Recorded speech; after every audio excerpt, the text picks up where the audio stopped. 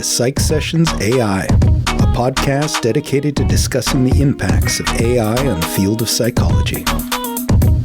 My name is Joe Slade, and I study AI, teaching, and learning at Oregon State University. Let's dive in.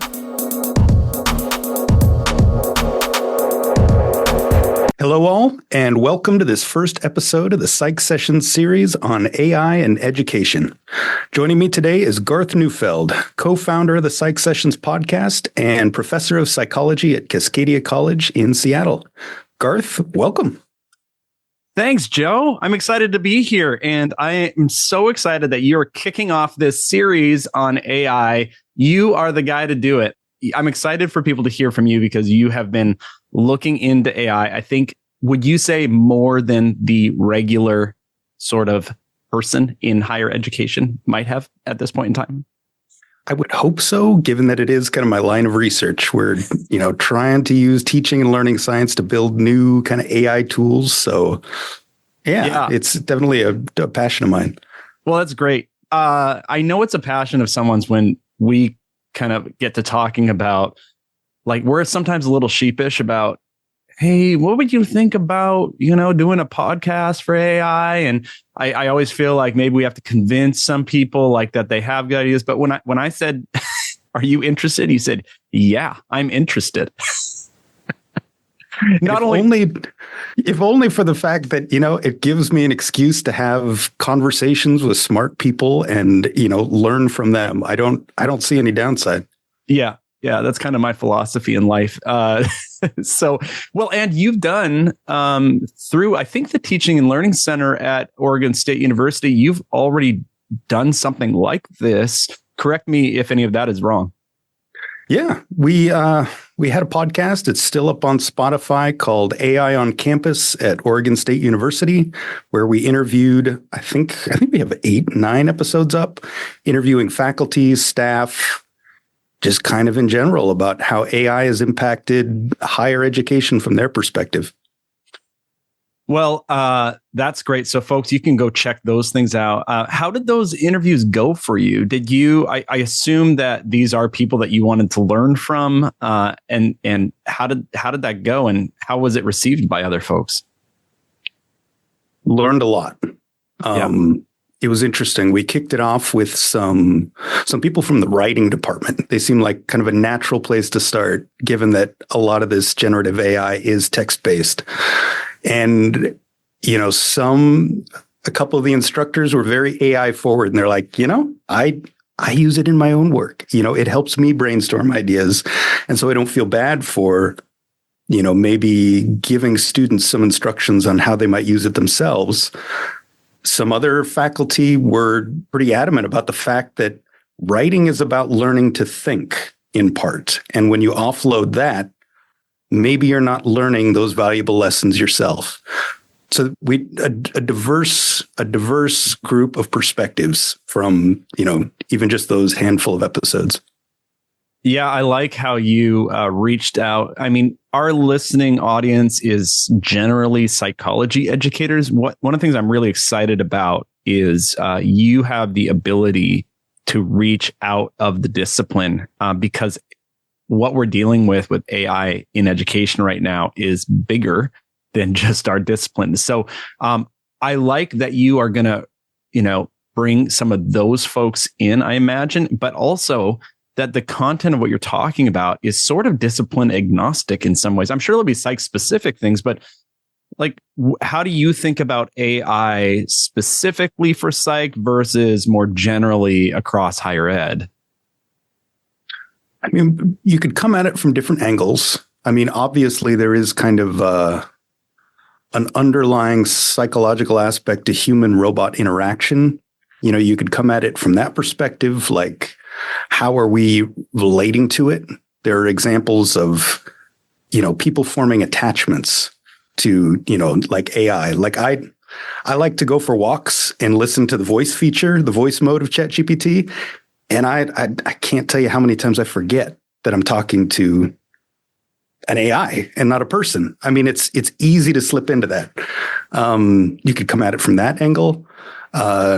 Personally, I come at it from kind of a teaching and learning angle. So like the science of teaching and learning, what we know, and how we can make use of, these large language models and that kind of thing to facilitate better teaching, building tutors.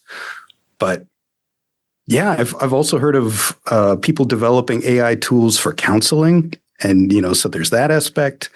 So really, whatever you're doing in psychology, like you say, it's kind of discipline agnostic. Whatever you're doing anywhere, there is a way to bring LLMs, AI tools into the mix if you want. Okay, so I'm going to need to rewind and go back and listen to the last minute of you talking because my brain just sort of stopped when you mentioned. I just couldn't stop thinking about something that I don't know about that you obviously know about. And I think listeners are probably with me.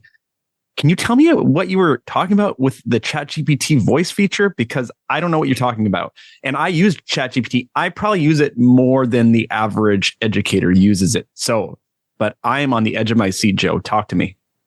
Yeah. So this, it's only been getting better and better. So basically, how you have these text-based interactions with ChatGPT, you type a question, it gives an answer. It's kind of in turns. It's basically just, I can speak to it and it can speak to me. In the early days of this feature, it sounded robotic. And you weren't able to interrupt it or anything like that. So it didn't feel like a very natural conversation. But I think it was just a couple of months ago that they came out with their advanced voice mode, their latest kind of iteration of this. And let me tell you, it can do emotions. Like it can tell a joke, it can laugh, it can. That was the thing about the earlier models too. And a lot of what they call text to speech kind of software that's available on the market is it's very monotone and it says something like this and you can tell that it's not a person, but now it has inflections and you can interrupt it mid-speech. And so I'll go for walks. And the most compelling example was I was trying to remember, that old Greek play Antigone. I was like, what was the plot of that again? I know it's important, but I don't remember why. Could you tell me the story of Antigone? And in a few minutes, it literally just told me through the whole story and this kind of thing. I was like, wow, what about some of the other plays of, Sophocles, Euripides, give me the highlights, give me this, remind me of, this, of the highlights. And you could just keep going and going and going about any topic whatsoever. Yeah.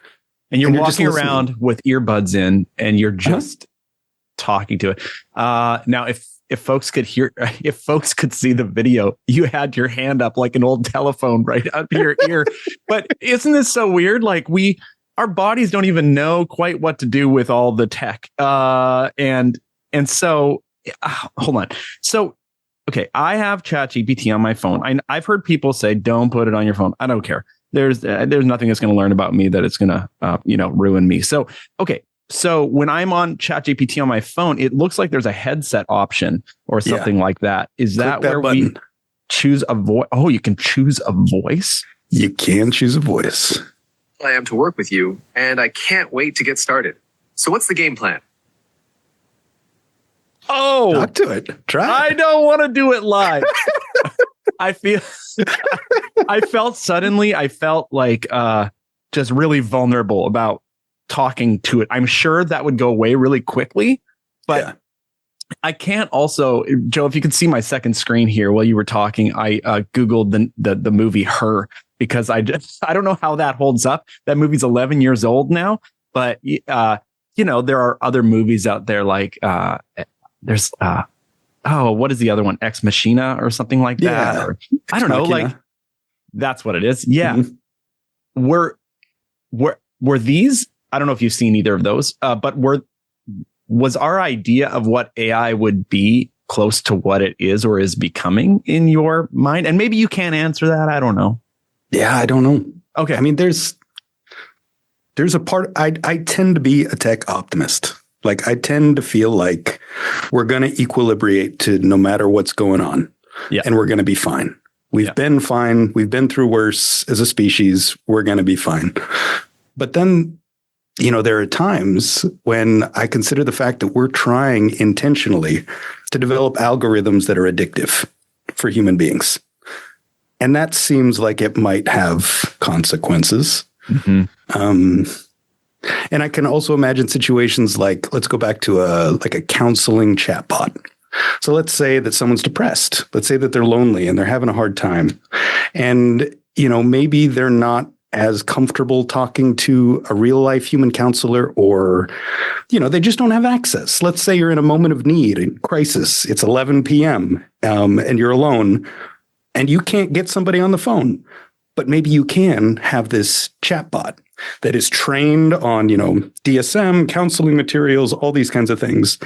And it can serve as an effective counselor for you. But maybe in the short term, it helps you. But in the long term, what if you start to rely on something like that and you don't go out looking for friends? You don't go out into the world engaging. Maybe you become more and more focused on screens and screens and screens. I don't know in the long term whether it is a net positive, net negative.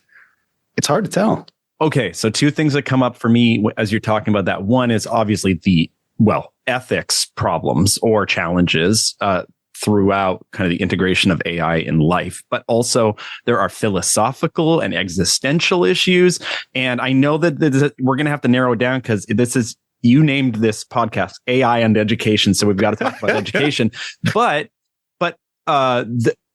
what I hear is the social scientist in you who's saying these are questions that could be researched, right? And I'm guessing we're going to see some of those. For example, I hope that you would interview somebody from the American Psychological Association about counseling and counseling education and the things that you were just talking about. I want to hear that. It's just so broad, all the ways you could go with this. Would you agree? Absolutely. As you said, discipline agnostic, and I think I want to try to focus on education as much as possible to return to that, just because it is so easy to go off into the weeds in so many directions. But it's going to have implications, positive, negative, neutral. Yeah.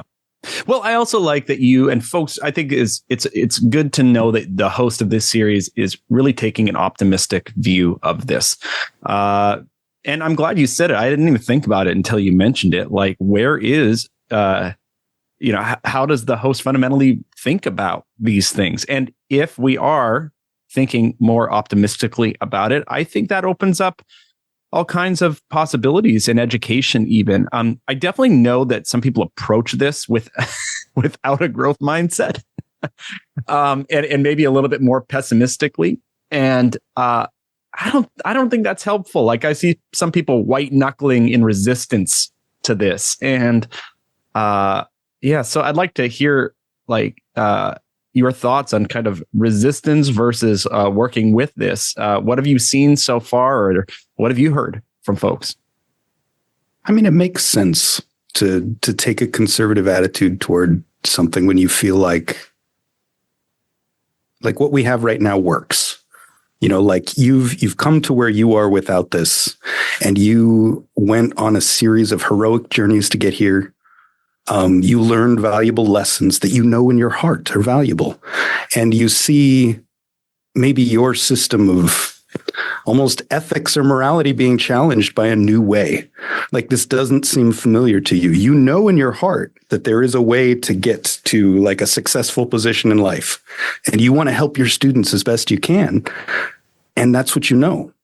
And so this seems new and different, and ultimately maybe scary, because you don't know. Nobody knows if all roads lead to Rome, kind of thing. Mm-hmm. But that's where I think optimism comes from, is we're going to be fine. Like, no matter the environment that we're in, we're going to figure it out. Yeah.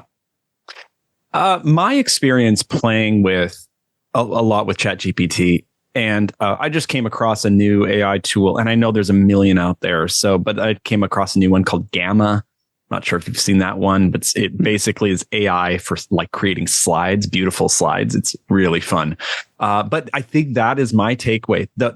I am a better educator today, 6 months after really playing with ChatGPT, than I was before. I think about things differently. I've offloaded some of the things that just kind of weigh me down. I've been able to offload those to AI, and I'm writing better assignments now, clearer assignments for students. I'm more creative in the ways that I'm asking my students to share the knowledge that they have acquired with me.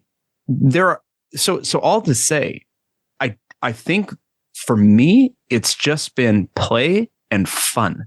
And I can't believe, there's sometimes where I can't believe, you've actually probably had this situation, Joe. Have you ever told someone, I think it actually just happened in this conversation, but have you ever told somebody about some way that you're using AI and they just got excited about that?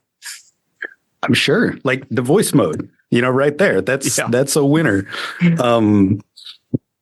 I don't know. Like there's so many new possibilities. Like, have you seen these talking avatars that are, just generated live? I've heard that you have talked about these in front of folks. So maybe give us a preview. I'm sure you'll go into depth at some point, but go ahead. Yeah. So you can basically take a recording of yourself, like say a minute recording of yourself speaking, and then an avatar can be generated, which recreates you visually, and also your voice, and also just the way that your face moves as you speak. And they're getting better and better about imitating, again, like I said, the inflections of speech. Some of the voice cloning applications out there even let you go in and manually say at this spot, it's a joke. And so, that'll influence the inflection. At this point, it's a sad story, and that'll influence so many different ways that you can play with this. But what's possible now and where we're going to go probably more in the future is, how you have these turn-based conversations with ChatGPT that are text-based? Yeah. So I type something, it types back, and then you can do the voice mode that I was telling you, where I speak to it and it speaks back. We're now at a point to where we can have a talking avatar on the screen that looks like anyone that we want, sounds like anyone that we want, and I can sit here and have a conversation with it the same way that I'm having a conversation with you. And what will that feel like? Because if I can, there's in-person you and me talking, there's you and me speaking via a screen, and then there's me speaking to a voice avatar of you. And what are the differences in terms of what I'm feeling personally, emotionally? I don't know. All right. Well, if folks could see me right now, I just slumped in my chair. I'm feeling, I went from fun and feeling like this was fun to feeling sad and nervous about Why? Things. Why? Well, because I could think about what is truth anymore, because we even rely on what if you could get somebody, what if somebody sinister could create Joe saying a terrible thing about somebody that would ruin Joe's career, or something like that. But bigger than that, how do we, critical thinking at this point is sort of has to be rethought, because what if I'm watching, President Obama or somebody else say something and it is not true, it's fabricated, and we can't tell the difference between true or not. That has huge implications. And okay, so back to education, how do we help ourselves, but how do we help our students think through that? Where's critical thinking now? That's tough. Yeah, it's still emerging. I remember it wasn't too long ago when these video models were coming out, and I was just flicking through on my Instagram, and I saw this video of a Chinese fishing boat, and it was like monsters of the deep you didn't know existed, and there were these fishermen pulling out of the water this huge snake-like fish thing, and I couldn't believe it. I was like, I didn't know that such a thing existed. The AI video generation stuff was so new that I didn't I wasn't suspicious at all. I just believed it. And I felt grateful that I learned something new about the world. Several weeks later, I started to see more of these kinds of things pop up and realized, oh, that was just AI generated. I was fooled. I was totally deceived. Yeah. And I may very well have gone on and said to other people, like, did you know that this thing exists? Operating under this false belief. I don't know. Like, propaganda has existed forever. Yeah. But is this a new level?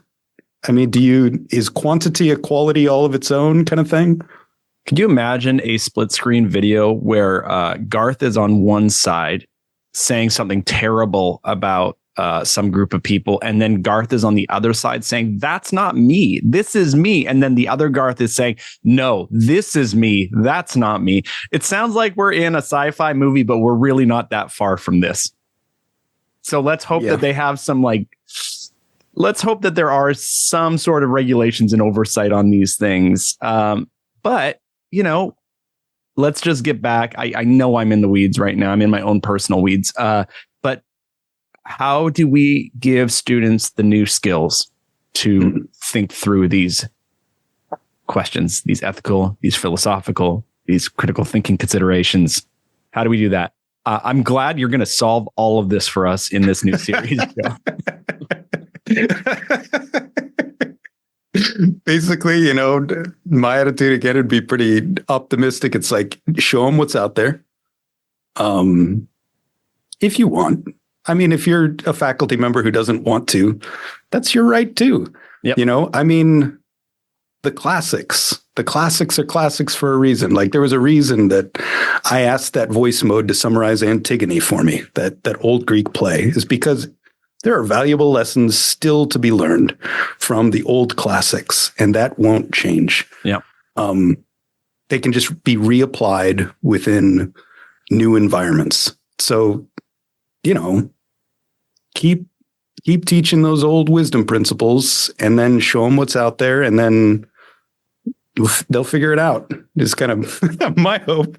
Yeah. Well, let me ask you just a couple questions. What have your areas of research been specifically in AI and education so far, or what kinds of things have you done at this point that you might end up talking about at some point on this series?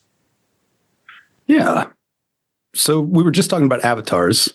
So we had a video recording of me giving a lecture, and then we had one of those avatars of me delivering an identical lecture, and then randomly exposed students to one or the other and tried to see if there were any discernible differences in their learning. We also gave like some human computer interaction scales relating to, like, did you trust this one more? Did you, how did this one make you feel? Motivation to learn kind of stuff. We haven't seen any differences yet, which, could be because it was just a 15-minute lecture. I mean, there are limitations to doing this in an experimental setting, but could also mean that having avatars deliver lectures is an effective way of delivering lectures. Not sure. But and if you're an instructor who writes up your notes but you're maybe not comfortable going on video and doing that, you could let your avatar do it for you, right? I mean, because it could be a huge time saver. I mean, because all you have to do is give it the notes. It'll read the notes as you or as just some other generic avatar. They have a bunch of like kind of like stock photos. They have stock avatars. You could pick the one that you want and have it deliver your lecture notes. What's that program or the website that does that? We use Heygen, Heygen, but there are others. Okay. Okay. But Heygen's a big one. So that's such an interesting study that you did. I mean, it's again, we're back. I'm back to fun. Okay. I'm not feeling depressed anymore about it. That's just interesting. It's like canary in the coal mine. Well, I wonder how our audience is feeling as they hear about this too. Like, are folks out there monitoring like the emotions that you have through this, because I know a really good avatar counselor if you're depressed over this. Yeah. So, okay. So that's the kind of research you're doing. What did you hypothesize? Like, was there enough literature out there that you were able to make like an educated guess about what was going to happen in that study? Because these technologies are getting better and more passively human, maybe you could say, a lot of the previous stuff led us to believe that there would be a difference. And, kind of in my heart a little bit, I was hoping there would be a difference. Yeah. But yeah, came back with no discernible difference whatsoever. Wow. Yeah. And that wasn't even the latest generation of avatar. We'll see. We're going to do an in-person study, similar kind of format, re-recording the lectures. And then we're going to have like galvanic skin response, eye tracking, and heart rate. Wow. I don't know. There's something to like you and me in a room, Garth, talking, in the same space versus you and me on a screen talking. Yeah. Like there's a difference there. It's something in emotional arousal, something, it feels different. And it'd be interesting to tap into what that might be. Well, I believe that's true, but we'll see. We'll see. Yeah. And I guess, how far are we from hologram avatars or something like that, because then what about the difference between being an actual human in a room with somebody and a hologram person or an avatar in the room that feels very real? And, and as you were talking about this, I'm going to leave this alone after this, but I will just say, like Joe, folks, doesn't even really know that he's talking to the real Garth Neufeld right now. We're talking over Zoom. So I just want to put that out there. Okay, so what else are you excited or interested in getting out to our audience related to AI and education? Is there anything that we've missed? Anything cool that you think people would like to hear about? Any other conversations that you're thinking about? Yeah. I'd be interested to bring some computer scientists into the mix too. Because we have some cool collaborations with some of them where, like I mentioned earlier, we're trying to take the best learning science that we have and use large language models to, say, recreate the one-on-one tutoring experience. Because, we have a gold standard ever since, the Bloom 2 Sigma problem of one-on-one tutoring is the gold standard. Like that's the best that you can do. With some of these generative, AI programs, you can simulate kind of that turn-based back and forth. Like I give you some learning content. I ask you some multiple choice questions about it. I ask you a short answer question about it. And then based on your response, maybe I can determine that you understand or you don't understand. And if you do understand, let's move on to next content. If you don't understand, let's re-explain it and, go back into it. And you can use large language models to kind of simulate that experience. And so I assume that actually textbook publishers are probably going down this path because this sounds a lot like they're like adaptive quizzing for students, but really far advanced. So I'm going to guess that they're already going down there. But what I'm hearing you say is I could put all my notes for a class that I've taken or whatever into something like ChatGPT. And then I could go on an hour-long walk and say, hey, let's do a study session for my final exam.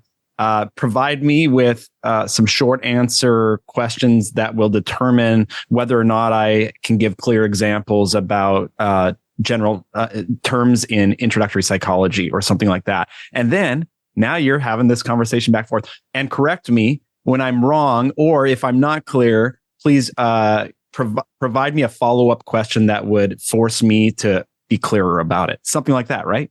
Absolutely. Like it's great for that. It's great for that, for Love getting it. you to think more deeply about a topic, for, ask it to play the role of an instructor whose goal is to get you to understand something, and tell it, don't let me go until I demonstrate understanding.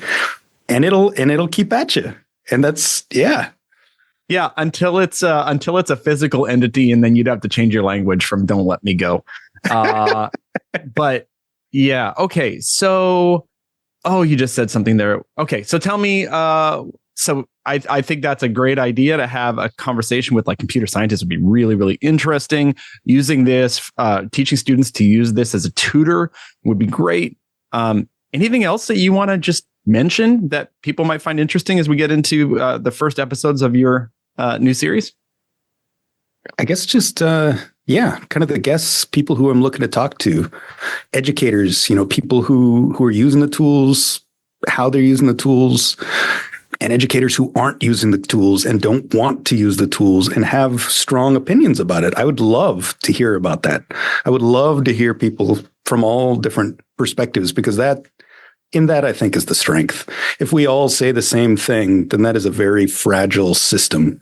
When you have a diversity of opinions, that's a strong ecosystem. So, not just psychology instructors, but like I mentioned before, writing would be great. Talk to some people in English. I don't know, all walks of life. AI impacts all walks of life. Like, in order to not go off into the weeds, I want to try to maybe keep coming back to education. But I love, as you noticed, digressing on all these kinds of different issues surrounding the AI ecosystem. Well, and Joe, I don't know if you've thought about like listener interaction, but like if people have questions that they want you to maybe address or whatever, would you be open to that? And if so, how could they contact you about that? That would be excellent. I mean, I would love that. You could send me an email at joseph.slade@oregonstate.edu. What do you think, Garth? Is there somewhere else? No, I think that works. Just folks, just remember, because I think this is a big topic, and remember, Joe may not get back to everybody one-on-one, but I wonder, Joe, if you could take those questions from people and and just kind of work them in somehow. I feel like if I was listening to this, I would want to send you questions. Do you have a handle on Twitter or Instagram or anything like that where you'd like to receive these things as well, or just is work email good? I do have an X account, formerly known as Twitter. Yeah. Should be just Joseph J. Slade. All right. Well, good enough. All right. Well, Joe, I'm excited. I want to say just a huge thanks for stepping in and starting this conversation. Many people like myself need a little bit of guidance. We need people who are a couple steps ahead of us and who have a real love and interest in this. And I think that is the role that this series and that you're going to play for folks. And I'm just really excited about that. So I'll let you kind of give some last words and wrap this up. But thanks for letting me be on the first episode too. And mostly I told you I wanted to be on the first episode because I just had a million questions. So how do you want to wrap up today? Well, thank you, Garth. I mean, I appreciate this opportunity to kind of host this series, and I hope it's of value to your audience. I guess my final takeaway message would be one of hope, is that, I think we're going to be okay. I think no matter what, it might be messy for a while, but I think we're going to be okay.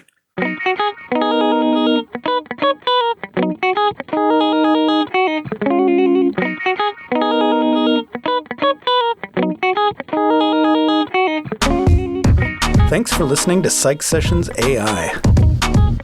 If you enjoyed today's episode, please do like, subscribe, or leave a review. All of our episodes, as well as the Psych Sessions newsletter, can be found by visiting psychsessions.org. See you next time.